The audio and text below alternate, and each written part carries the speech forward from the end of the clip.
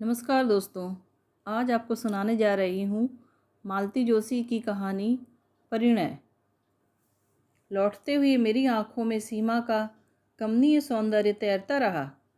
घर से चलते हुए निश्चय करके चली थी कि अगर लड़की जीतू के योग्य ना हुई तो साफ मना कर दूंगी। भारी भरकम दहेज के लालच में लड़के की ज़िंदगी बर्बाद ना होने दूंगी। पता नहीं क्यों मन में एक बात बैठ गई थी कि इतने बड़े लोग रिश्ता लेकर आए हैं तो लड़की जरूर ऐसी वैसी होगी। पर सीमा को देखा तो देखती रह गई। खिलता चंपई रंग, तीखे नैन नक्श, घनी केस राशि, सुडोल देह यष्टि, मीन मेघ निकालने की जरा भी तो गुंजाइश नहीं थी। लगता था जैसे मेरी कल्पना में रची बसी पुत्रवधू ही साक्षात उतर आई है। आनंद की तरंगों पर झूलते हुए मैंने कनखियों से अपने लाडले की ओर देखा। वह दत्तचित होकर गाड़ी चला रहा था। उसका मन कहीं रहा हो, पर नज़रें इस समय सड़क पर केंद्रित थी। और ठीक भी तो है। एमजी रोड पर शाम के समय गाड़ी चलाना किसी नट के खेल से कम थोड़ी ही है।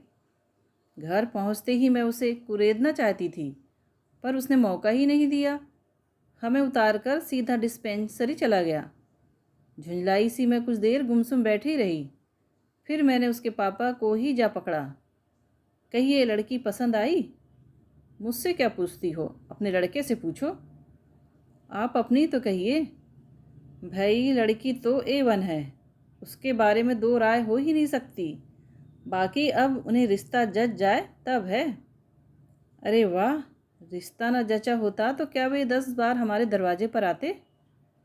कोई हम तो लड़की मांगने गए नहीं थे, मैंने तेज में कहा। सो तो ठीक है भाई। और वे चुप हो गए। समझ गई कि रामदास जी के वैभव की चकाचौंध से वे अब तक उबर नहीं पाए हैं। झूठ क्यों बोलूं? विस्मित तो मैं भी हुई थी। जो सोचा था उससे कुछ ज़्यादा ही पाया था। और जो था उसका प्रदर्शन करने की भी उन्होंने भरपूर कोशिश की थी। विशाल कोठी, बाहर पंक्तिबद्ध खड़ी तीन तीन गाड़ियाँ, जिनके सामने हमारी मारिस एकदम छकड़ा लग रही थी।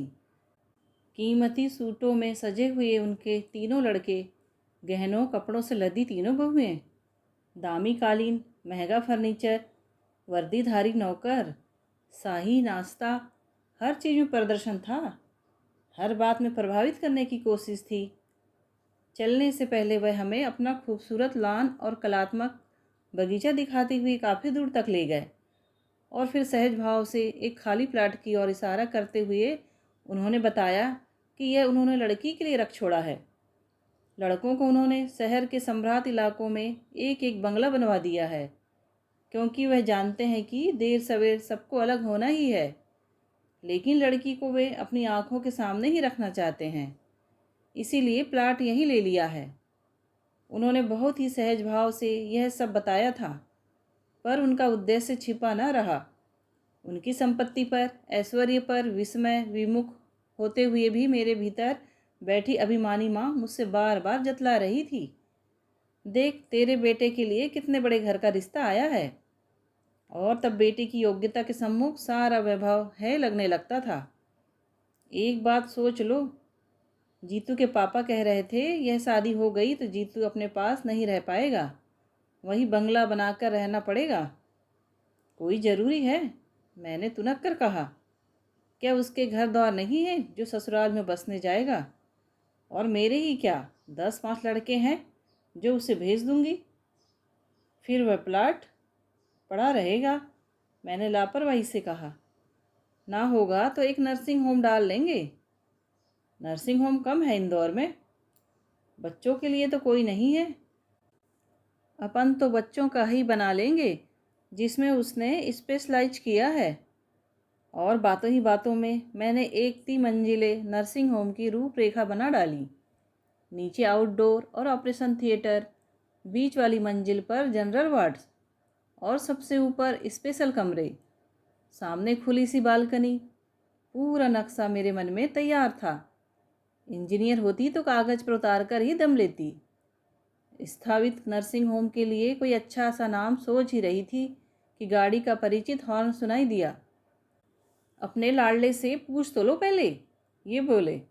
सपने बाद में बुनती रहना। अपने बचपने पर झेपती सी मैं खाना लगाने उठ गई। खाने के बाद मैं बराबर उसके चेहरे को देखकर टोह लेती रही, पर उसने जरा भी हवा न लगने दी। आखिरकार मुझसे न रहा गया। इनके उठते ही मैंने पूछ लिया, क्यों रे, लड़की कैसी लगी? बिना देखे मैं कैसे बता सकता हूँ? क्या मतलब? फिर सारी शाम तू क्या करता रहा? उनकी मेहमान नवाजी का लुत्फ उठाता रहा, उनकी लंबी चौड़ी बातों से बोर होता रहा। मम्मा, सारी चमक दमक देखकर यही लगता रहा कि बेकार एमडी किया मैंने। बस पापा एक एजेंसी ले देते तो। बकवास बंद कर, पहले लड़की के बारे में बता। मम्मा, कहा तो मैंने कि उसे ठीक से देखा ही नहीं। अव्वल तो वह इतनी देर बाद कमरे में नमूदार हुई और फिर 90 डिग्री का कोण बनाकर बैठ गई। ना तो एक बार भी उसने ऊपर देखा, ना मुंह से एक शब्द निकाला। मेरे ख्याल से वह या तो भैंगी है या गूंगी है। चुप भी कर, जब देखो उल्टी सीधी बातें करेगा। लड़कियां क्या ऊँट की तरह मुंह उठाए सामने आती हैं? तो फिर देखने के लिए बुलाने का तात्पर्य क्या है? उसने जिद की। यह हिंदुस्तान है बेटे, इन्होंने एकाएक भीतर आते हुए कहा। शायद इतनी देर तक कान लगाए हमारी नोक-झोंक सुन रहे थे। बोले, यह हिंदुस्तान है बेटे, भले घरों की लड़कियां यहाँ ऐसा ही व्यवहार करती हैं। मैं भी हिंदुस्तानी हूँ पापा। 2 साल अमेरिका में रहने से कोई अमेरिका नहीं हो जाता। पर बात तो ऐसी कर रहा है जैसे वहीं पर पैदा हुआ हो। इनका स्वर कुछ सख्त हो गया। जीतू ने प्रत्युत्तर नहीं दिया, चुपचाप हाथ धोने चला गया और हाथ धोकर सीधा अपने कमरे में। शायद इस विषय पर वह अधिक बहस बढ़ाने का इच्छुक नहीं था। देखने दिखाने की प्रथा से वह हमेशा से ही जुड़ा हुआ था। जया की शादी के समय भी उसने 2-4 बार हमारा विरोध किया था, पर वधू पक्ष की दुहाई देकर हमने उसका मुंह बंद कर दिया था। पर अपने लिए तो इस तरह के नाटक करने से उसने साफ मना कर दिया था। कहता, मम्मा, जिस दिन मुझे कोई लड़की भा जाएगी मैं तुम्हारे सामने लाकर खड़ी कर दूंगा, तुम चिंता मत करो। पर उसकी यह बात ही तो हम लोगों के लिए सबसे बड़ी चिंता का कारण थी। आजकल की लड़कियों का ठिकाना थोड़ी ही है। हर क्षेत्र में तो उनकी घुसपैठ है, पता नहीं कौन कब टकरा जाए। डॉक्टर के लिए तो यह खतरा कुछ ज़्यादा ही है, जिसमें जीतू जैसा सुदर्शन व्यक्तित्व तो हर कहीं प्रशंसक बटोर लेता है। इसीलिए हम लोग बहुत व्यग्र थे।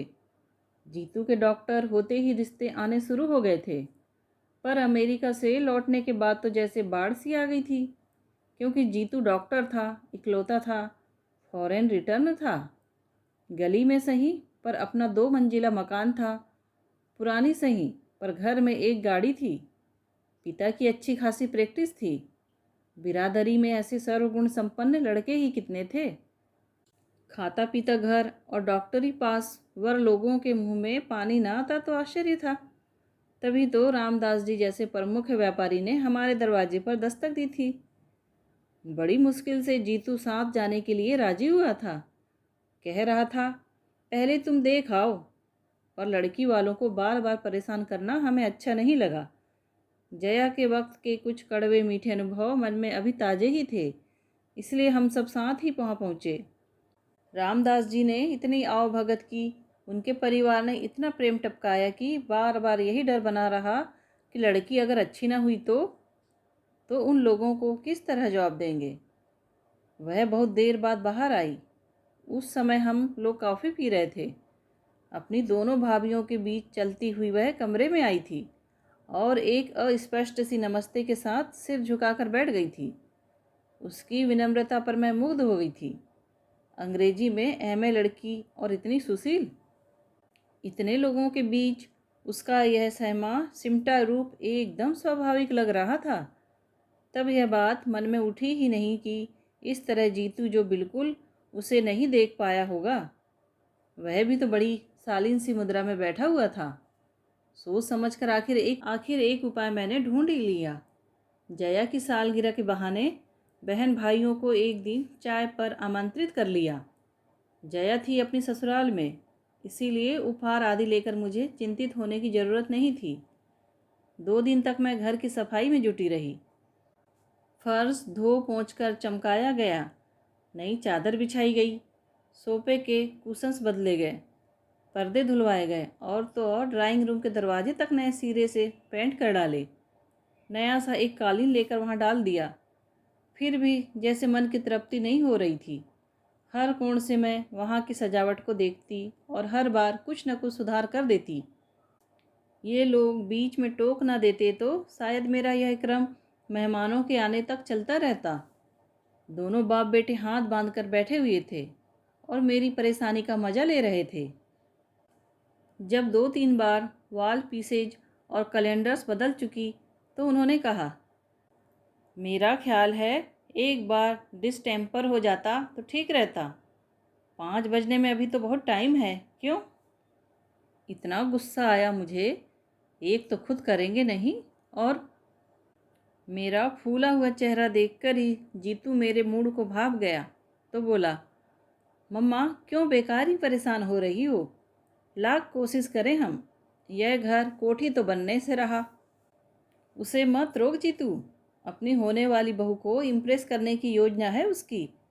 And you know, first impression is the last impression. कोठी ना सही, आउट हाउस तो लगेगा ना यह घर। अरे आउट हाउस भी लग जाए तो गनी मत समझो, मैंने तुनक कर कहा। जाने किस दरिद्र जगह में डाल दिया है सारा पैसा, कितना भी करो रौनक ही नहीं आती। गुस्से में ही सही मैं अपने मन की बात कह गई थी। इतना लंबा चौड़ा मकान बनवा तो लिया, पर गली की वजह से उसकी सारी शान पर पानी सा फिर जाता था। रामदास जी के आउट हाउसेस सचमुच इससे अच्छा सो देते थे। उस दिन प्लाट देखने ले गए थे, तब उन्होंने दिखाई भी छोटे छोटे घरों की वह लंबी कतार। उनकी संस्था के कर्मचारी उनमें रहते थे। खुली जगह में हरियाली के समुद्र के बीच में वे छोटे छोटे द्वीपों की तरह लग रहे थे। जीतू ठीक ही कहता है, बेकार मेहनत करने से क्या फ़ायदा, उस वैभव से तो होड़ लेना ही असंभव है। ठीक 5 बजे वे लोग आए, छोटी वाली दोनों भाभियाँ, छोटा भाई और वह। मुझे अच्छा लगा। बहुत भीड़ होती तो वह उसी दिन वाला किस्सा हो जाता। लगा कि लोग समझदार हैं। सीमा उस दिन की तरह गहनों से लदी नहीं थी। मेकअप भी बहुत हल्का था, इसीलिए उसका सौंदर्य आज आँखों में चकाचौंध नहीं भर रहा था, बल्कि ठंडक दे रहा था। नींबू कलर की हल्के जरी के काम वाली शिफॉन उसके रंग के साथ एकाकार हो रही थी और देखने वाले की आंखों को बांध लेती थी। मेरी नौकरानी ने तो वही निर्णय सुना दिया, लाड़ी घणी सुंदर छे हो, कदे मारी नज़र नहीं लागी जाए। वे सभी लगभग समवयस्क ही थे। उन्हें ड्राइंग रूम में छोड़कर मैं रसोई में चली आई और देर तक नाश्ता लगाती रही। नाश्ते की तैयारी भी मैंने कल से शुरू कर दी थी और अपना सारा पाक कौशल दांव पर लगा दिया था। उन लोगों ने हर वस्तु के साथ न्याय किया और प्रशंसा के पुल बांध दिए। छोटी बहू ने तो 2-1 चीज़ों की विधि भी पूछी। अच्छा लगा। सीमा जरूर धीरे धीरे चुप सा रही थी, पर मैंने ध्यान नहीं दिया। अपनी होने वाली ससुराल में कोई चबर चबर खा सकता है भला? खाने के बाद मैं महिलाओं को घर दिखाने में लग गई। उन दोनों बहुओं ने हर बात की प्रशंसा की, सजावट की, सामान की, कढ़ाई की, बुनाई की। सबसे अंत में मैं उन लोगों को किचन में ले गई, जो मेरा अभिमान बिंदु था। सफ़ेद रंग में नहाया हुआ, आधुनिक उपकरणों से सजा हुआ, अलमारी में झिलमिल करते स्टील के बर्तन, चमकते पीतल के, हिंडालियम के डिब्बे, जगमग करती क्रॉकरी, मचान पर एक सी झालर से सजी अचार मुरब्बे की बरनियाँ। जो भी देखता प्रशंसा करता। इन लोगों ने भी की, पर सीमा यहाँ भी चुप चुप बनी रही। इस बार मैं उतनी तटस्थ नहीं रह सकी। मन में कुछ चूहा जरूर। मुंह खोलकर तारीफ ना करती, पर प्रशंसा की एक नज़र तो डाल लेती। आखिर कल को यह गृहस्थी उसकी भी हो सकती है। उनके जाते ही मैंने पूछा, क्यों रे, आज तो ठीक से देख लिया ना? हाँ। अच्छी है? हाँ, बेशर्ते बोलना जानती हो। क्या मतलब? मतलब यह है, मम्मा की वह ज़रूर हकलाती होगी, नहीं तो 2 घंटों में क्या एक बार भी मुंह नहीं खोलती। आश्चर्य में भरकर मैं उसे देखती ही रह गई। देखो, दो दो बार तो तुम लोग लड़की देख चुके हो, और तो और उसे घर भी बुला चुके हो। अब अगर मना कर दे हम लोग तो क्या शराफत होगी? बिरादरी में कहीं मुंह दिखाने लायक भी नहीं रह जाएंगे हम, इन्होंने सख्ती से कहा। और अगर वहीं से इनकार आ जाए तब? उस ओर से निश्चिंत रहो, उनके मन में जरा भी शंका होती तो वे लड़की को यहाँ नहीं भेजते। मैं तो सोचता हूँ कि वे तो अपनी ओर से सब तय मानकर ही चल रहे हैं। कैसे? याद नहीं, उस दिन जब हम लोगों को प्लाट वगैरह दिखाने ले गए थे, तब रामदास जी के पुराने पार्टनर की लड़की मिल गई थी। तब उन्होंने जीतू का परिचय देते हुए कहा था, यह तुम्हारे जीजाजी हैं। अरे हाँ, और मुझे एकदम सारी बातें याद आ गई। उस दिन रामदास जी हमें अपना बगीचा दिखाते हुए दूर तक उस प्लाट के पास ले गए थे जो उन्होंने अपनी बिटिया के लिए रख छोड़ा था। हम लोग मुआयना कर ही रहे थे कि पीछे आउट हाउस की तरफ से एक लड़की साइकिल पर आती दिखाई दी। पास आते ही साइकिल से उतरकर उसने पहले रामदास जी को और फिर हम सबको सलज्ज भाव से प्रणाम किया। लड़की बहुत सुंदर नहीं थी, वेशभूषा भी साधारण ही थी, पर कोठी के चमक दमक भरे वातावरण के बाद उसका रूप ऐसे लगा जैसे बरसात के बाद धूप निकल आई हो। स्कूल जा रही हो बेटे? जी। माँ ठीक है? जी, रात कुछ बुखार हुआ आया था, अब तो ठीक है। बस अब तो उन्हें ठीक होना ही है। यह तुम्हारे जिया जी अमेरिका से डॉक्टरी पढ़कर आए हैं। सो किसके लिए? रामदास जी ने कहा। फिर जीतू की ओर देखकर बोले, बेटा जितेंद्र, यह एक ही साली है तुम्हारी, लेकिन 10 के बराबर है, बच कर रहना। उसने कनखियों से जीतू को देखा और शर्माकर मुस्कुरा दी। फिर धीरे से रामदास जी से बोली, ताऊ जी मैं चलूँ अब? हाँ बेटे, 10:30 हो रहे हैं, चलो अब, नहीं तो लेट हो जाओगी। उन्होंने प्यार से पीठ थपथपाकर उसे विदा किया। जाने से पहले उसने एक बार फिर हम सबको नमस्कार किया और साइकिल हाथ में लेकर चल पड़ी। कुछ दूर जाने के बाद ही वह उस पर सवार हुई। उसकी विनम्रता पर मुग्ध हो गई मैं। पूछ ही लिया, कौन है यह? बड़ी प्यारी लड़की है, मेरे दोस्त की बेटी है। हम दोनों एक ही दफ्तर में काम करते थे। क्लर्की की बंधी बंधाई आमदनी से तंग आकर दोनों ने साथ ही साथ यह बिजनेस शुरू किया था। तब कल्पना भी न की थी कि यह इतना अच्छा चल निकलेगा। दुख यही होता है कि जब अच्छे दिन आने को हुए वह चल बसा। अरे, क्या डेथ हो गई? हाँ, एक स्कूटर एक्सीडेंट में वह और अन्नू से बड़ा लड़का दोनों जाते रहे। तब से माँ बेटी यही हैं।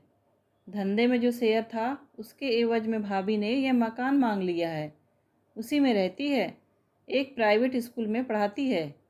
पिछले 2 सालों से बीमार चल रही है, इसलिए उन लोगों ने अब अन्नू को लगा लिया है। रिश्तेदार तो होंगे या कोई नहीं है? मैंने सहानुभूति से पूछा। है क्यों नहीं, पर बहन जी, रिश्ते सब पैसे से बंधे रहते हैं। शंभूनाथ की मृत्यु के बाद उसके पिताजी आकर बहू को पोती को लिवा ले गए थे, पर इंश्योरेंस के पैसों को लेकर मनमुटाव हो गया। उनकी इच्छा थी कि वह पैसा शंभू की बहन की शादी में लगा दिया जाए। आखिर भाई होता तो कुछ न कुछ देता ही, पर अन्नू की माँ राजी नहीं हुई। बोली, निपट कंगाल होकर मैं किसके सहारे दिन काटूंगी? 8-10 हज़ार की मामूली रकम थी, पर एक बेसहारा औरत के लिए तो वही सबल थी, सहारा थी। घर वालों से पैसे का तकाजा भी नहीं किया जा सकता था। कल को अन्नू की शादी में सब लोग अंगूठा दिखा देते तो। बस तब से यहीं आ गई है तो लौट कर नहीं गई। उन लोगों ने भी कोई सुधि नहीं ली। स्वाभिमानिनी ऐसी है कि उसके बाद से पीहर में भी पैर नहीं दिया। यहाँ भी हम लोगों के रहते वे नौकरी करे, अच्छा नहीं लगता, पर माँ बेटी दोनों बहुत आन वाली हैं। इसके बाद विषय बदल गया था। रामदास जी अपने व्यवसाय के फैलाव का वर्णन करने लगे थे। इसी कारण वे अपने कुशाग्र बुद्धि बच्चों की सरकारी नौकरी में नहीं भेज सकते थे। वैसे तीनों बिजनेस मैनेजमेंट का डिप्लोमा लिए हुए थे। एक तो विदेश भी हो आया था। उस आकर्षक बातचीत के बीच अन्नू दब गई थी। आज इन्होंने एकाएक याद दिला दिया तो मुझे अपने पर ही रोष आया। मुझे पहले ही यह ख्याल क्यों ना आया था। जीतू, हम लोग गलती कर गए। मैंने एकाएक कहा तो वह आंखों में प्रश्न भरकर मुझे देखने लगा। उस दिन हम लोग इतनी भीड़ भाड़ इकट्ठी न करके केवल अन्नू को बुला लेते तो ठीक था। कौन अन्नू? तुम्हारी इकलौती साली। सीमा के साथ वह आती तो वातावरण जरा खुल जाता। भाई का थोड़ा बहुत लिहाज करना ही पड़ता है। अन्नू रहती तो सीमा थोड़ी सहज हो जाती। मम्मा, क्या दुनिया में और लड़कियां नहीं हैं? आखिर आप उसी के पीछे इतनी व्यग्र क्यों हैं? मना नहीं कर पाएंगे जीतू हम। पापा को यह रिश्ता बहुत भा गया है। पापा को भा गया है वह प्लाट और दहेज की संभावित राशि। और लड़की, वह भी तो बुरी नहीं है। अच्छा सच बता, क्या तुझे पसंद नहीं है? उसने उत्तर नहीं दिया, केवल मेरी ओर देखा। उसकी आंखों में सीमा का नाम साफ पढ़ा जा सकता था। उस दिन मैं और जीतू पिक्चर देखकर लौट रहे थे। वैसे मेटिनी में अक्सर चली जाती हूँ, पर बहुत दिनों बाद गाइड देखने का सुयोग बना था। उसका लोभ मैं संवरण न कर सकी। पिक्चर समाप्त हुई और जैसा कि तय था, हॉल से बाहर निकलते ही मेरे सिर में दर्द होने लगा। जीतू, गाड़ी रोक तो। रास्ते में एक मेडिकल स्टोर नज़र आते ही मैंने कहा। क्यों? दवा लेनी है। घर में दो दो डॉक्टर हैं, पर तुम्हें केमिस्ट के यहाँ गए बिना चैन नहीं आता। उसने गाड़ी रोकते हुए कहा। घर में डॉक्टर है इसीलिए तो मुसीबत है। कोई अपने मन की दवा ले ही नहीं सकता। इससे रिएक्शन होता है, इससे हार्ट पर प्रेशर बढ़ता है, और भी ना जाने क्या क्या। भुनभुनाती हुई मैं उतर पड़ी। वह भी पीछे पीछे चला आया। शायद देखना चाहता था कि मैं कौन सी गोलियां ले रही हूँ। हम लोग स्टोर में घुसे ही थे कि आवाज़ आई, जीजाजी नमस्ते। चौंक कर देखा। बड़े बड़े नीले फूलों वाला गुलाबी सलवार सूट पहने एक प्यारी सी शौक सी लड़की जीतू से नमस्ते कर रही है। आप? मैंने ठीक से पहचाना नहीं। जीतू ने हकलाते हुए कहा। अरे, इतनी जल्दी भूल गए? श्रीमान जी, मैं अन्नू हूँ। ओह, एकदम जैसे जीतू को सब कुछ याद आ गया। अपनी इकलौती साली को इतनी जल्दी भूल गए? फिर मेडिकल की पढ़ाई आपने कैसे पूरी की होगी? हमने तो सुना था आप बड़े स्कॉलर हैं। मेडिकल कॉलेज में फैंसी ड्रेस थोड़े ही सिखाया जाता है। उस दिन तो आप सफ़ेद सी साड़ी वाड़ी पहनकर बड़ी सोबर सी लग रही थी। उस दिन स्कूल जा रही थी ना? वहाँ तो भाई सोबर पहनकर ही जाना पड़ता है। तो पढ़ाती भी हैं? हे भगवान, इस देश का क्या होने वाला है? जीतू भी अब मूड में आ गया था। देश की चिंता मत कीजिए जिया जी। जो बच्चे आपके इलाज से बच जाएंगे वे ही मेरे स्कूल में आएंगे। मैं काउंटर पर खड़ी खड़ी उस नोकझोंक का मज़ा ले रही थी। जब बिल चुकाकर लौटने लगी तब अन्नू ने मुझे देखा। नमस्ते आंटी, उसने विनम्रता से सिर झुकाकर कहा और पास आकर खड़ी हो गई। कैसी हो बेटे? माँ कैसी है? मैंने औपचारिकता निभाई। माँ का तो आंटी चलता ही रहता है, उन्हीं की दवाइयाँ लेने तो आई हूँ।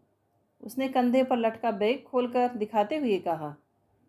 चलो तुम्हें घर छोड़ दें, मैंने दुकान से बाहर निकलते हुए कहा। ना आंटी, मेरे पास तो अपना लोह रथ है। पर यह बताइए, आप लोग घर कब आ रहे हैं? उस दिन ताऊ जी कह रहे थे कि जीजाजी एक दिन माँ को देखने ज़रूर आएंगे। मैंने जीतू की ओर देखा। वह कुछ देर तक सोचता रहा, फिर बोला। अन्नू जी, आपके घर हम आएंगे ज़रूर, पर एक शर्त है। फरमाइए। कुछ देर वह पसोपेश में चुप रहा, फिर बोला। मम्मा, तुम चलकर बैठो, मैं अभी 1 मिनट में आया। बच्चे इस तरह लिहाज करते हैं तो कितना अच्छा लगता है। वैसे शर्त क्या मुझसे छिपी हुई थी? सीमा को भी उसके साथ अन्नू के यहाँ बुलवाने की बात होगी और क्या। 5-6 दिन बाद एक दोपहर का खाना खाते हुए उसने पूछा। मम्मा, शाम को कोई कार्यक्रम तो नहीं है? नहीं तो क्यों? अन्नू के यहाँ चलना है। मैं चलकर क्या करूँगी रे? यूँ ही तुम लोगों को असुविधा होगी। हम लोगों से मतलब यही कि सीमा भी आएगी ना वहाँ। नहीं, उसके साथ सुबह इंदौर कॉफ़ी में डोसा खा चुका हूँ। यही तय हुआ था, उसने रूखे सूखे अंदाज में कहा था। मैंने गौर से देखा, उसका चेहरा भी बुझा बुझा सा था। शाम को कुछ यूं ही मूड में हम लोग रवाना हुए। अपनी कार हम लोगों ने जानबूझकर छोड़ दी थी। हमने स्कूटर ले लिया था, जो बाहर बाहर चलता हुआ ठीक उस घर के सामने जाकर रुका था। वह प्रतीक्षा में द्वार पर ही खड़ी थी। हमें देखते ही उसकी आंखें प्रसन्नता से चमक उठी। पहले कमरे में ही अन्नू की माँ का बिस्तर लगा हुआ था। उम्र पता नहीं क्या रही होगी, पर जीवन संघर्षों और बीमारियों ने उस औरत को बुरी तरह थका दिया था। कुछ औपचारिक चर्चाओं के बाद जीतू बोला, मम्मा आप लोग थोड़ी देर गपशप करो, तब तक मैं इन्हें देख लेता हूँ। अन्नू मुझे भीतर लिवा ले गई। 2 ही तो कमरे थे, बीच में आंगन और उस पार रसोई। उसने बताया कि बाहर के कमरे में रहने से माँ को अकेलापन नहीं सताता। दरवाज़ा भी पलंग पर बैठे बैठे खोल लेती है। सुबह शाम कोठी से कोई नौकरानी ना कर चौका बर्तन सफाई कर जाती है, पर बाकी समय तो उन्हें अकेले ही रहना पड़ता है। आंगन में उसने कई गमले लगा रखे थे। मैं मूढ़े पर बैठे बैठे उन खूबसूरत फूलों को देखती रही कि कुछ ही क्षणों में जीतू आ गया। हाथ धुलवाएगी? जीतू ने कहा।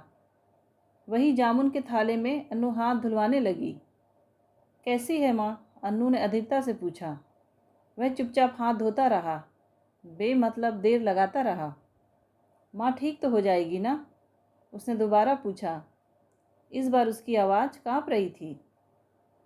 अन्नू जी, हमने तो आपका वादा पूरा कर दिया, पर आपकी बात तो अधूरी रह गई।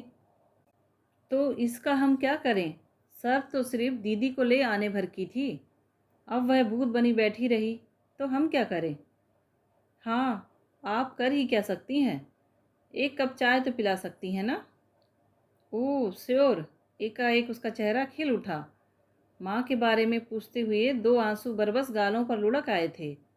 वे अब धूप में ओसकण की तरह चमकने लगे थे। आप थोड़ी देर माँ के पास बैठिए आंटी, मैं चाय लेकर अभी आई। हम दोनों फिर से बाहर जाकर बैठ गए। थोड़ी देर तक गुमसुम बैठने के बाद जीतू ने कहा, चाची जी, यहाँ आसपास आपके कोई रिश्तेदार नहीं हैं? हैं, क्यों नहीं बेटा, पर अपना कहलाने लायक कोई नहीं है। 4 चाचा हैं अन्नू के, पर पिछले 10 साल से किसी ने एक बार भी इधर का रुख नहीं किया है। अन्नू के मामा तो होंगे, एक है, और उनका अपना ही परिवार इतना बड़ा है, फिर परिस्थिति भी साधारण है। उन पर बोझ बनने की अपेक्षा अपनी ही कमाई खाना अच्छा लगा। अब तक तो ईश्वर ने आन निभा दी थी, अब 2 साल से लड़की खट रही है। पर तुम क्यों पूछ रहे हो बेटा? कुछ नहीं, ऐसे ही। आप बीमार चल रही हैं। अन्नू नौकरी करती है, कोई जिम्मेदार आदमी पास रहे तो ठीक रहता है। मुझे मालूम है बेटे, दिन पर दिन मैं जीजती जा रही हूँ। जिंदगी से मुझे कोई मोह भी नहीं है, पर मुझे इतना जिला लो कि अन्नू को अपने हाथों विदा कर सकूं। कहते हुए माँ का स्वर कातर हो आया था। आप तो पता नहीं क्या सोच बैठी। उसके पूछने का मतलब यह नहीं था। मैंने ठाठस बंधाते हुए कहा, अभी तो आपको जीना है, अन्नू के बच्चे खिलाना है। शादी तो हो जाए पहले। शादी की चिंता क्यों करती हैं आप? लड़की तो हीरा है, मैंने कहा। उससे क्या होता है बहन जी, कोरी लड़की कौन ब्याहता है आजकल। सच है, भगवान लड़की दे तो तिजोरी भर धन भी दे, नहीं तो व्यर्थ है सब, उन्होंने उसास लेकर कहा। उसी समय हाथ में ट्रे लेकर अन्नू ने प्रवेश किया। माँ ने अपनी रामायण शुरू कर दी ना? उसने नाश्ता लगाते हुए कहा। इसीलिए तो सब यहाँ आने से घबराते हैं। आंटी बेचारी पहली बार आई है, उन्हें भी बोर कर दिया तुमने। माँ बेचारी खिसियाकर चुप हो गई। उसका मन रखने के लिए मुझे कुछ कहना चाहिए था, पर समय पर कुछ सूझ ही नहीं पड़ा। उधर चाय नाश्ते का दौर शुरू हो गया था। थोड़े समय में लड़की ने काफ़ी कुछ तैयारी कर ली थी, पर मुझसे कुछ खाया नहीं गया। बीमार के कमरे में एक अजीब सी गंध बसी रहती है। डॉक्टर की पत्नी होने के बावजूद मैं उसकी अभ्यस्त नहीं हो पाई हूँ। हम लोग उठने लगे तो अन्नू की माँ ने अन्नू से जीतू का टीका करने को कहा और उसके हाथ में 21 रुपये रखे। वह एकदम तमतमा गया। बोला, आप क्या मुझे फीस दे रही हैं? मैं तो घर का आदमी बनकर यहाँ आया था, डॉक्टर बनकर नहीं। अन्नू की माँ ने दोनों हाथ माथे से छुआते हुए गिड़गिड़ा कर कहा, फीस नहीं है बेटे, तुम्हारी फीस देने की सामर्थ्य नहीं है मेरी। इस घर के दामाद हो तुम। अन्नू और सीमा में मैंने कभी फ़र्क नहीं किया। तुम घर के बड़े दामाद पहली बार घर आए हो, खाली हाथ कैसे जाने दूँ? चाहिए तो था कि हम बहन जी का भी कुछ सत्कार करते, पर उतनी सामर्थ्य ही कहाँ है। बस हाथ भर जोड़ लेते हैं। इतना कहते हुए वे भी हाँफ गई थी। शगुन के रुपये हैं, ले लो बेटा, मैंने जीतू की जेब में ज़बरदस्ती वे नोट ठूसते हुए कहा। मैंने देखा अन्नू की माँ की आंखें तरल हो आई है। जीतू ने कोई प्रतिवाद नहीं किया, पर वह गुमसुम हो आया था। सड़क तक हमें छोड़ने आई अन्नू ने भी इसे लक्ष्य किया। बोली, जीजा जी प्लीज़ माँ की बातों का बुरा न मानिएगा। कभी कभी वह बेहद भावुक हो जाती हैं। उनकी तबीयत को देखकर हर बात मान लेती हूँ मैं, आप भी। नहीं अन्नू, मैंने किसी भी बात का बुरा नहीं माना, जीतू ने उसे आश्वस्त करते हुए कहा। माँ लोगों की बातों का कोई बुरा मानता है भला? अन्नू तो आश्वस्त होकर घर लौट गई, पर जीतू सारे रास्ते वैसा ही चुप चुप रहा। मैंने समझाया भी, इतना संकोच करने की ज़रूरत नहीं है। कल को तेरी शादी होगी तो मैं अन्नू को 20 की जगह 120 की साड़ी पहना दूंगी। पर आज अगर रुपये लौटा दिए जाते तो दोनों माँ बेटी यही समझती कि उनकी परिस्थिति का माखौल उड़ाया जा रहा है। पर वह उसी तरह गंभीर बना रहा। रात अचानक मेरे मन में एक बात कौंधी और मुझे उसके उखड़े मूड का कारण समझ में आ गया। बत्ती बुझाकर सो चुके थे हम लोग, फिर भी मैं धीरे से उठ आई और जीतू के कमरे का दरवाज़ा खटखटाया। दरवाज़ा खुला ही था और वह रोज़ की तरह बेड लैंप जलाए पड़ रहा था। मुझे देखते ही हड़बड़ाकर उठ बैठा और बोला, क्या बात है मम्मा, तुम्हारी तबीयत तो ठीक है ना? उसके स्वर में घबराहट थी। मुझे कुछ नहीं हुआ है रे, पास पड़े स्टूल पर बैठते हुए मैंने कहा। पर मुझे एक बात बता, क्या सचमुच सीमा ने आज तुझसे बात नहीं की? क्यों नहीं? कम से कम इतना तो साबित हो ही गया है कि वह गूंगी नहीं है और हकलाती भी नहीं। मजाक रहने दे, मुझे ठीक से बता। अगर सचमुच उसका व्यवहार ऐसा ही रूखा रहा तो मैं इनसे कल कह ही दूंगी। ऐसी घमंडी लड़की मेरे घर में नहीं चलेगी। जीतू ने कोई उत्तर नहीं दिया, वैसे ही मुंह लटकाकर बैठा रहा। और इस जरा सी बात के लिए तू क्यों मन खराब कर रहा है? दुनिया में क्या और लड़कियां नहीं हैं? मम्मा, अगर मैं उदास हूँ तो सीमा के लिए नहीं, सारी शाम मैं सिर्फ अन्नू की माँ के लिए सोचता रहा हूँ। क्यों? उनकी हालत बहुत ख़राब है मम्मा, हार्ट एकदम डैमेज है। किसी भी समय कुछ भी हो सकता है। पैरालिसिस का एक अटैक उन्हें हो चुका है, दूसरा किसी भी समय हो सकता है और वह इतना आसान नहीं होगा। पैरालिसिस? पर उनकी उम्र तो इतनी ज़्यादा नहीं लगती। उम्र से क्या होता है? ब्लड प्रेशर तो है, डायबिटीज़ तो है, शुगर का परसेंटेज कितना हाई जा रहा है। उनका चार्ट देखती तो तुम्हें गस्त आ जाता। कोई जिम्मेदार आदमी घर में होता तो मैं स्थिति को गंभीरता से उसे परिचित कराता, पर ले देकर बस वही एक लड़की है घर में, उससे कोई क्या कहे, कैसे कहे? सच ही तो कह रहा था वह। जया सगाई से 4-5 दिन पहले ही आ गई थी। आते ही वह शुरू हो गई, मम्मा लड़की खूब सुंदर है ना, नहीं तो मैं कहीं मुंह दिखाने लायक नहीं रह जाऊंगी। अब जैसी भी है देख लेना, मैंने चुटकी लेते हुए कहा। नहीं मम्मा, ऐसा गजब ना करना, अपने यहाँ इतने रिश्ते मैं लौटा चुकी हूँ, सबसे कह रखा है। एक ही बहू आएगी घर में तो वह ऐसी वैसी नहीं चलेगी। अब जो यह लड़की सुंदर न हुई तो लोग मेरा मजाक बना डालेंगे। मेरी जेठानी तो अभी से कह रही थी, देखें कौन सी अप्सर आएगी।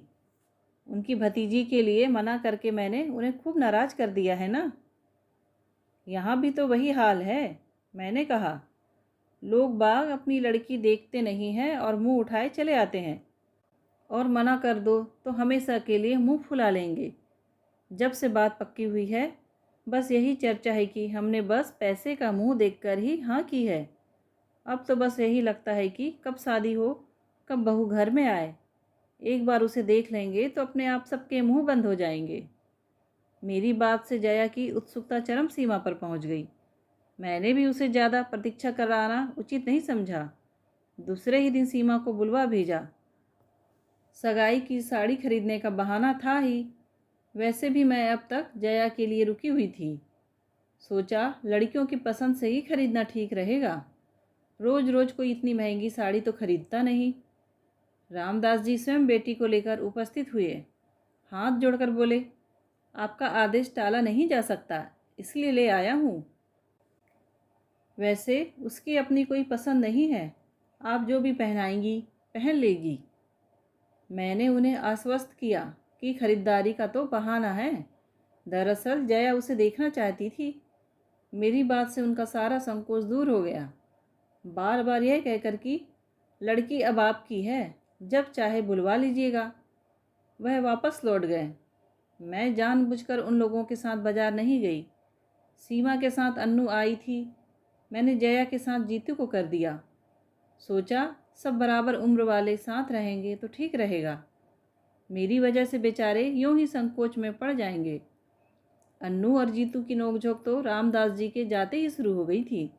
बोली, जीजाजी आप तो ताऊ जी का लिहाज करके चली आई, पर यह मत जानिएगा कि हर बार इसी तरह दीदी के साथ घिसटती चली आऊँगी। भविष्य में बाकायदा निमंत्रण भेजना पड़ेगा। आखिर हमारी भी कोई प्रेस्टीज है। क्यों नहीं, क्यों नहीं, आपकी प्रेस्टीज का तो हमें ख्याल सबसे पहले रखना है। हमारी वकील तो आप ही हैं। जीतू ने कृत्रिम गंभीरता से कहा और डायरी निकालते हुए बोला, लाइए जरा अपना पता तो लिखवाइए। मैं तो अन्नू के आगे कुछ भी नहीं जानता। अनुराधा, अनुपमा या कि पौराणिक अनुसुईया। गलत लगता है, नामों के बारे में आपका ज्ञान बहुत सीमित है। श्रीमान जी, मेरा नाम अनुप्रीता है। ओह वाट ए लवली नेम। बस, हाय जीजाजी, आप कभी ना हुए, नहीं तो कहते, वाह जैसी आप हैं वैसा ही सुंदर आपका नाम है। मुझे दुख है अन्नू जी कि मैं डॉक्टर हूँ। सच बात कहता हूँ जो अक्सर कड़वी होती है। कहिए तो। कहना चाह रहा था कि काश आप भी उतनी सुंदर होती जैसा आपका नाम है। हाँ ठीक तो है। अब तो आपकी नज़रों में एक ही व्यक्ति सुंदर रह गया है। कहते हुए उसने होंठ भींच लिए। पलकों के किनारे भींग गए। मैंने जीतू को डांट कर चुप कराया तो बोला, बस इतने में ही रो दी। और आपके ताऊजी कह रहे थे एक ही साली है पर 10 के बराबर है। हमने तो सिर्फ बानगी पेश की थी और आपके छक्के छूट गए। उनकी इस जुगलबंदी का हम सभी मज़ा ले रहे थे। जीतू की आखिरी बात पर तो सब लोग ठठाकर हंस पड़े। अन्नू भी बहादुरी के साथ मुस्कुरा दी। इसी हंसी खुशी के वातावरण में सब लोग घर से विदा हुए। और उन लोगों के चले जाने के बाद मुझे याद आया कि इस सारे शोर शराबे के बीच सीमा एकदम गुमसुम बैठी हुई थी। बोलना तो दूर, वह एक बार मुस्कुराई तक नहीं। शर्मीली बहुत लड़कियां देखी है मैंने, पर उनके अधमुए होठों से, नत पलकों से हंसी की किरणें निरंतर फूटती रहती है। सीमा शर्मीली नहीं, घुन्नी लड़की है। जीतू जैसे हंसमुख लड़के के साथ उसका निभाव कैसे हो सकेगा, या यूँ उसे भी अपनी तरह मनहूस बनाकर रख देगी। जब से यह शादी तय हुई है मैं इसी चिंता में घुली जाती हूँ। इनसे तो कुछ कहना ही बेकार है। एक बार मुंह खोलने का प्रयास किया तो बुरी तरह डांट खानी पड़ी थी। बोले, तुम तो जीतू को अभी दूध मुँहा बच्चा ही समझती हो। वह तुम्हारे सामने नाटक करता है और बाहर उसे लेकर होटलों में घुमा करता है। होटल में सिर्फ एक बार गया था जी, तभी तो। एक बार या 100 बार, उससे क्या फ़र्क पड़ता है। अपने लाडले को समझा दो, यह हिंदुस्तान है, अमेरिका नहीं है। यहाँ की लड़कियाँ ऐरे गैरे के साथ होटलों में नहीं जाया करती। और बात फिर दब गई थी। पर जितनी बार सीमा को देखा है, यही लगता है कि इस लड़की से मेरा या जीतू का निर्वाह कैसे होगा। कोई और लड़की होती तो इतने दिनों में घर से एक आत्मीय संबंध स्थापित कर लेती, पर यह आज भी उतनी ही पराई लगती है। बाजार से लौटी जया तो भरी हुई थी। साड़ी का डिब्बा मेरे सामने पटक कर बोली, लो देख लो, पूरे 700 की साड़ी है। पर महारानी ऐसे मुंह बनाती थी जैसे उनके लिए चीट खरीदी हो। मैंने डिब्बा खोलकर देखा, रानी कलर की बनारसी रेशम जरी की बूटियों से झिलमिल कर रही थी। उसे पसंद नहीं आई। मैंने अधीर होकर पूछा, अरे मुंह खोल कर कहे तब ना। मूर्ति की तरह कोने में बैठी रही, हाथ लगाना तो दूर, एक बार आंख उठाकर भी नहीं देखी। वह सिलबिल थी, साथ में तो ठीक रहा, उसी की मदद से चुनाव कर डाला। मेरा मन एकदम बुझ गया। माना कि बड़े घर की लड़की है, बनारसी साड़ी उसके लिए अनोखी चीज़ नहीं है, पर सगाई की साड़ी के साथ तो एक भावात्मक संबंध होता है। मुंह से कुछ ना कहे कोई, तो आंखों से ही बहुत कुछ कहा जा सकता है। कम से कम जया का मन तो रह जाता।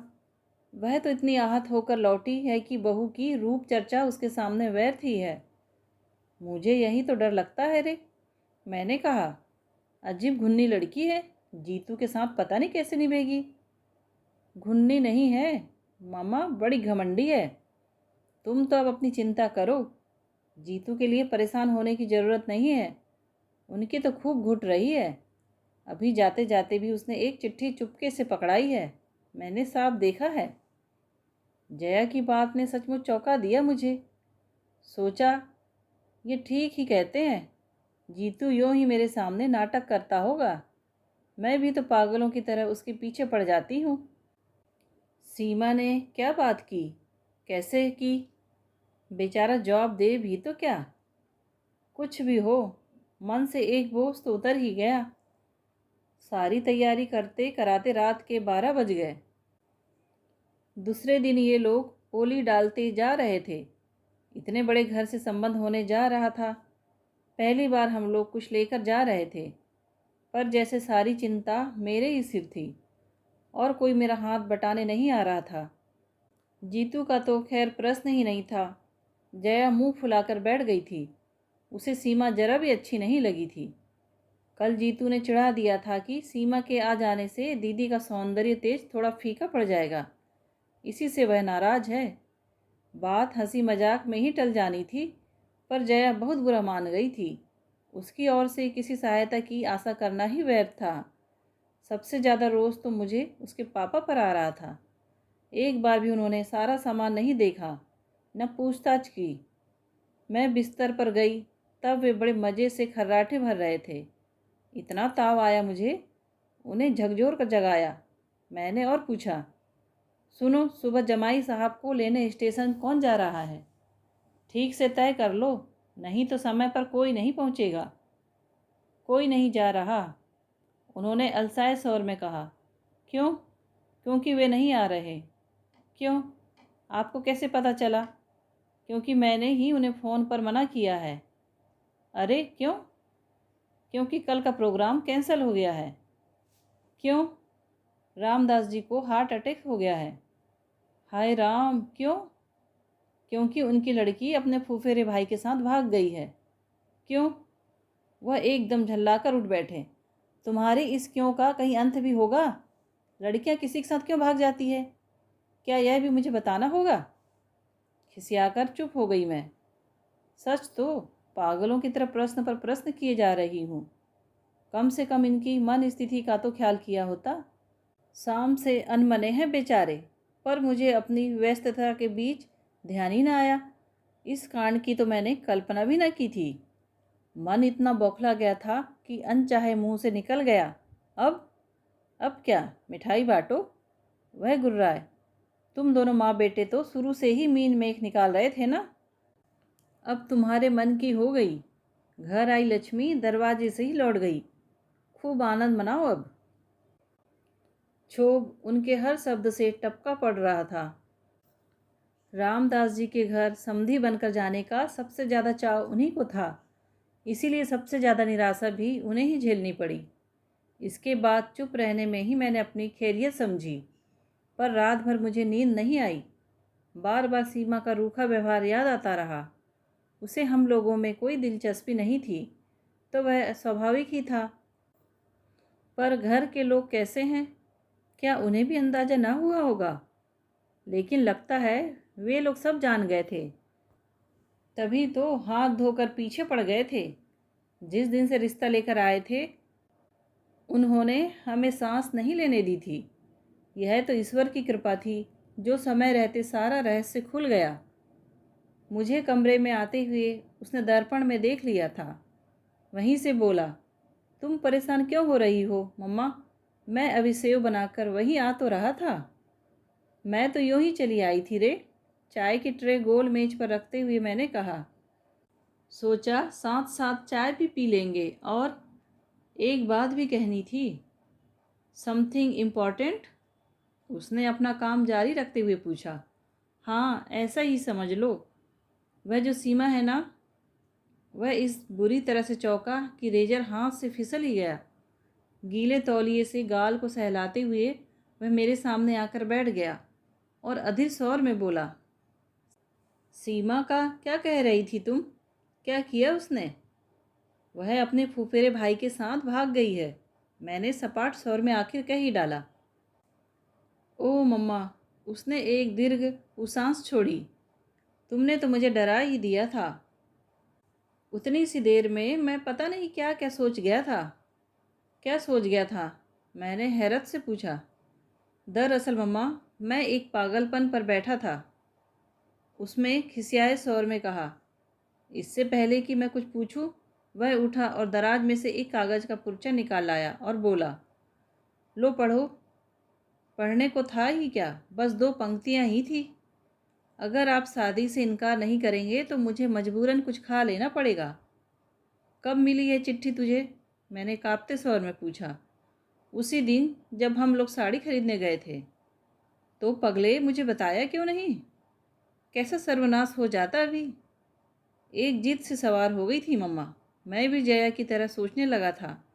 लगता था यह लड़की हमें बहुत छोटा करके देखती है। इसके दर्प को तोड़ना पड़ेगा। इसे ब्याह कर घर लाना ही है, भले ही दूसरे दिन उसे छोड़ आना पड़े। उसकी बेरुखी का और भी कोई कारण हो सकता है, इस और ध्यान ही नहीं गया। और अगर वह सचमुच कुछ खा लेती तो? मैंने कप में चाय डालते हुए पूछा। इसीलिए तो तुमने जब एकाएक उसका नाम लिया तो मैं डर गया।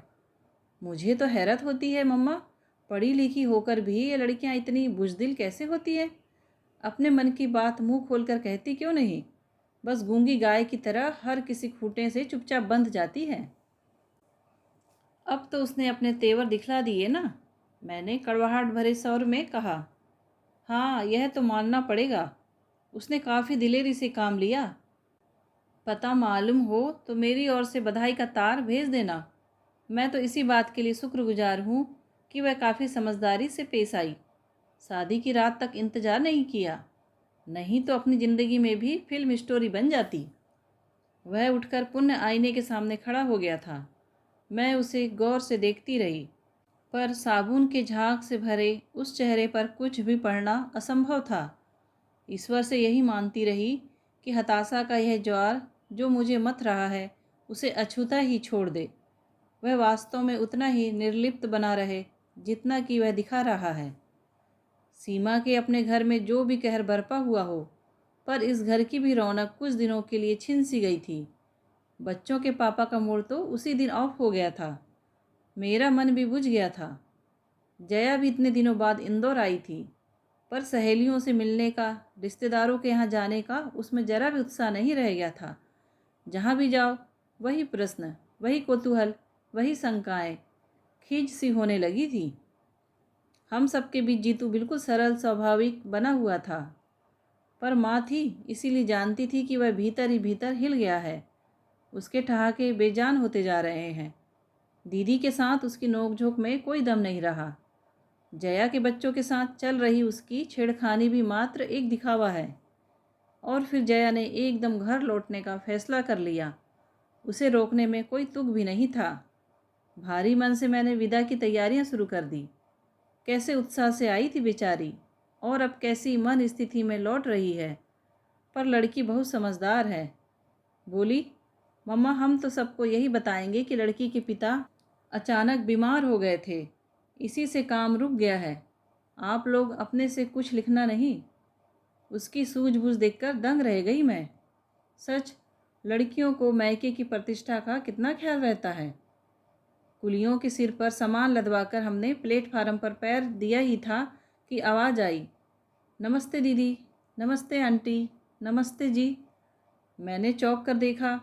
यूनिफॉर्म की साड़ी पहने बच्चों के साथ एक झुंड से घिरी अनु खड़ी है। आज जा रही है दीदी? उसने पूछा, पर उत्तर की कौन कहे। दोनों भाई बहनों ने उसकी ओर देखा तक नहीं, सीधे मुंह उठाए 3 व्हीलर की तरफ चले गए। बेचारी का इतना सा मुंह निकल आया, मुझे दया हो आई। वैसे भी पीछे ही घसीट रही थी मैं। पास जाकर पूछा, कैसी हो अन्नू, माँ ठीक है? माँ ठीक नहीं है आंटी, परसों से बुखार में पड़ी है, उसने उदास स्वर में कहा। तो छुट्टी क्यों नहीं ले लेती? रोज़ रोज़ छुट्टी कौन देता है आंटी? फिर तो यह जनवरी का महीना है, रोज़ ही बच्चों को लेकर किसी न किसी स्कूल में जाना पड़ता है। प्रतियोगिताएं जो चल रही है, आज भी महू जा रही हूँ। घर पर मेहरी को बिठा कर आई हूँ। ट्रेन ने शायद सिग्नल दे दिया था। प्लेटफार्म पर गहमा गहमी एकदम बढ़ गई। उसी शोर शराबे में अन्नू की आवाज़ भी खो गई, और अन्नू भी। जया को ढूंढते हुए मैं भीड़ को चीरती चल पड़ी। लौटते समय मैंने जीतू से पूछा, अन्नू से बात क्यों नहीं की तूने? उस बेचारी का क्या दोष है? दोष किसी का भी हो मम्मा, सज़ा तो सभी को भुगतनी पड़ती है। उसके स्वर से चौंक कर मैंने देखा। व्यथा से या किस रोष से उसका चेहरा काला पड़ गया था। मैंने ठीक ही समझा था। लड़का भीतर ही भीतर हिल गया था, और फिर एक बार रिश्तों की बाढ़ सी आ गई। खबर फैलते ही कितनी देर लगती है। फिर शुरू हो गई बरसात फ़ोटो और जन्म कुंडलियों की। सुबह शाम दरवाजे पर परिचित अपरिचित चेहरों की भीड़ जुटने लगी। बढ़ चढ़कर दहेज के आकर्षक प्रस्ताव सामने आने लगे। एक समय था जब इन सारी बातों से मुझे बड़ी खुशी होती थी। लड़के की माँ होने का गौरव जैसे मन में समाता नहीं था। पर अब तो जैसे कोफ्त सी होने लगी है। लगता है जैसे मेरा लड़का नीलाम पर चढ़ रहा है। जिसकी बोली सबसे ऊंची लगेगी उसी को मिलेगा। लाख बार समझाया कि अभी हम लोग कुछ कहने सुनने की स्थिति में नहीं हैं, हमें कुछ संभलने का मौका दीजिए। पर लोग इसे भी वर पक्ष की एक अदा ही समझते। फिर से मनुहार शुरू हो जाती। हम लोग तो जैसे तैसे मान भी जाते, पर जीतू को लड़की दिखाने ले जाना एक टेढ़ी खीर थी। जनता के पास इस समस्या का भी हल था। लोग किसी न किसी बहाने लड़कियों को लेकर घर आने लगे। बाजार में, मंदिर में या सिनेमा हॉल में योजनाबद्ध तरीकों से लड़कियों का प्रदर्शन होने लगा। जीतू तो एकदम बौखला गया। बोला, मम्मा तुम सब लोग मिलकर मुझे पागल बना दोगे। भगवान के लिए मेरा पीछा छोड़ दो। जिस दिन कोई लड़की मन की मिल जाएगी मैं तुम्हारे सामने लाकर खड़ी कर दूंगा, बस। अब लड़कियों का क्या, सड़कों पर पड़ी मिल जाती हैं, पर उससे उलझे कौन। गोमती भाभी के चाचा जी एक बहुत अच्छा प्रस्ताव लेकर आए थे। अच्छा खानदान था, खाते पीते लोग थे, लड़की सुंदर थी और डॉक्टर भी। जीतू मेडिको पत्नी के पक्ष में कभी नहीं था, पर लड़की के पिता ने कहा, डिग्री ले ली है, आप चाहेंगे तो नौकरी करेगी, नहीं तो घर गृहस्थी में ही उसे बहुत रुचि है। जितेंद्र जी चाहेंगे तो घर पर ही छोटी मोटी डिस्पेंसरी खोल लेगी। वैसे उसका कोई आग्रह नहीं है, आप लोग जैसा चाहेंगे। मैंने भी सोचा, ठीक तो है। कल को जीतू की प्रैक्टिस अच्छी चल निकली तो डॉक्टर पत्नी वरदान ही सिद्ध होगी। हुनर तो तिजोरी में रखे धन की तरह होता है, जब चाहा काम में ले लिया। उन दिनों वह यशवंतराव अस्पताल में हाउस जॉब कर रही थी। तय हुआ कि उसे वहीं चलकर देखा जाए। जीतू से तो साफ साफ कहना व्यर्थ ही था। मैंने बहाना बनाया, 6ठी मंजिल पर अमुक चाची बीमार पड़ी है, उसका मोतियाबिंद का ऑपरेशन हुआ है। तू साथ चला चलेगा तो थोड़ी लिफ्ट की सुविधा मिल जाएगी। वह मना नहीं कर सकेगा, जानती थी। अस्पताल के विशाल पोर्ट में स्कूटर टिकाया ही था कि देखा सीढ़ियों पर एक परिचित आकृति हथेलियों में चेहरा छिपाए सिसक रही है। अन्नू, क्या हुआ? हम दोनों के मुंह से एक साथ निकला।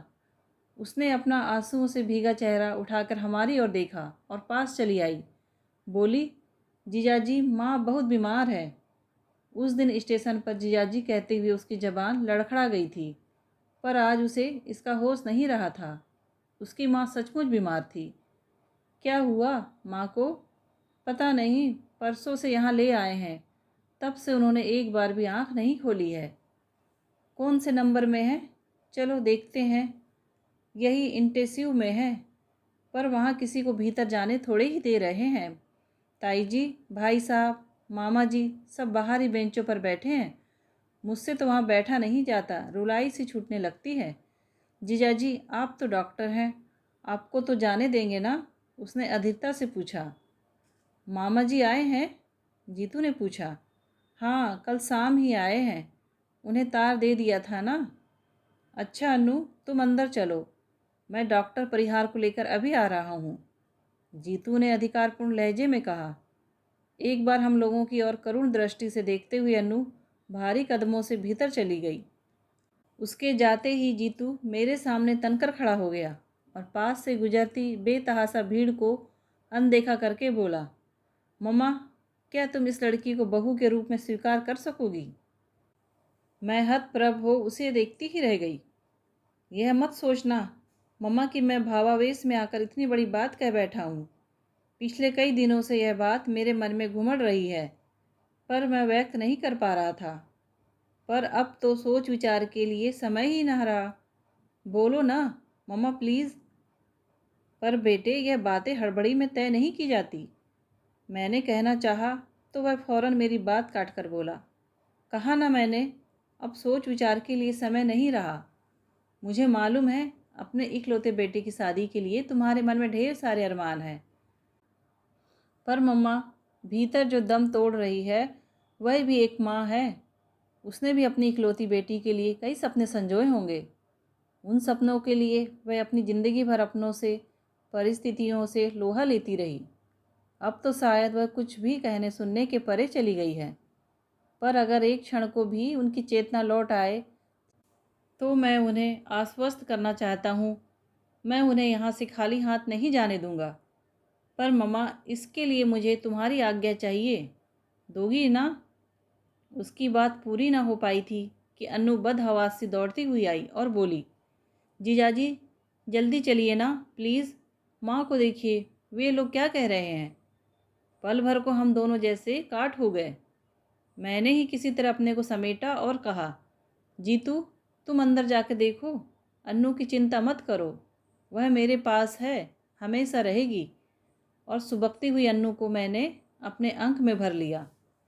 दोस्तों, कहानी पसंद आई हो तो प्लीज़ लाइक, शेयर और सब्सक्राइब कीजिए। कहानी सुनने के लिए धन्यवाद।